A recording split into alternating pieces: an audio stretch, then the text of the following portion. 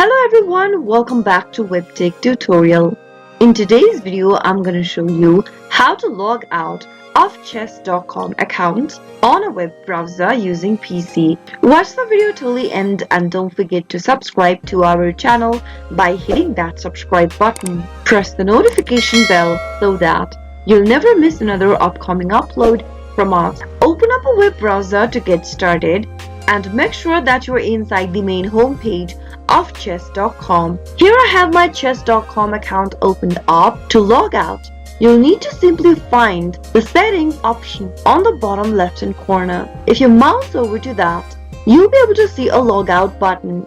Give it a click in order to log out or sign out of chess.com. To log in back again, you'll need to click the login button and enter the credentials for chess.com correct, and then you'll be able to access your account back again. I hope the tutorial was helpful to you.